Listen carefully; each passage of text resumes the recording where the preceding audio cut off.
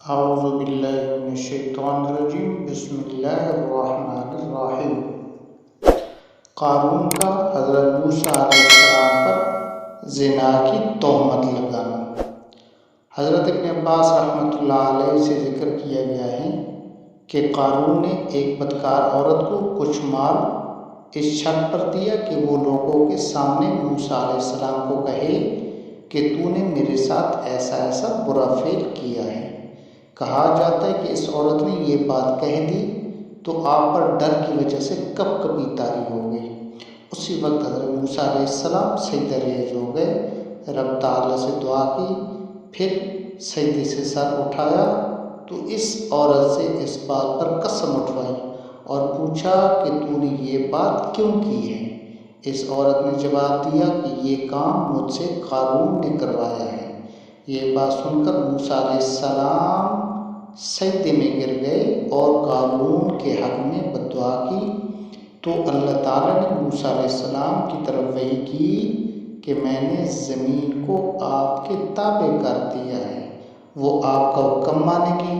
تو حضرت موسیٰ علیہ السلام نے زمین کو حکم دیا کہ اسی اور اس کے مال کو نگل جا، تو زمین اسے نگل گئی۔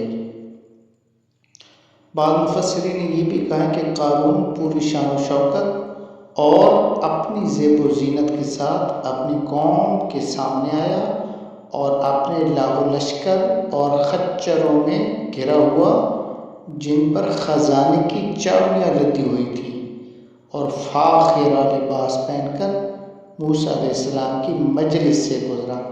حضرت موسیٰ علیہ السلام پہلی قوموں کے عروج و زوال کی حالات و واقعات سنا کر قوم کو واعظ کر رہے تھے۔ جب قارون کو لوگوں نے دیکھا تو بہت سے چہرے اس کی طرف متوجہ ہو گئے۔ موسیٰ علیہ السلام نے قارون کو بلایا اور اس سے پوچھا کہ اس نے ایسا کیوں کیا ہے؟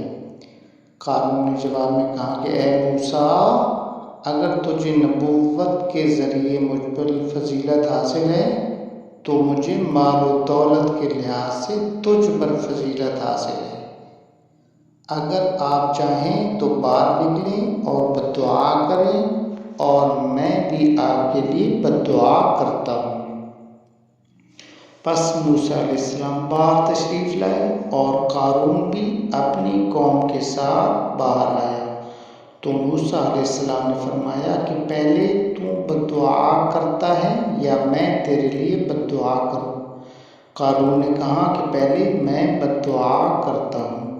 پھر قارون نے موسیٰ علیہ السلام کے لیے بد دعا کی جو قبول نہ ہوئی۔ پھر موسیٰ علیہ السلام نے کہا کہ اب میں دعا کرتا ہوں۔ اس نے کہا ہاں۔ موسیٰ علیہ السلام نے اللہ تعالیٰ سے عرض کی کہ یا اللہ، زمین کو آج میرے لیے فرما بردار کر دے۔ اللہ تعالیٰ نے موسیٰ علیہ السلام کی طرف وحی نازل فرمائی کہ زمین کو میں نے آپ کے لیے مطیع کر دیا ہے۔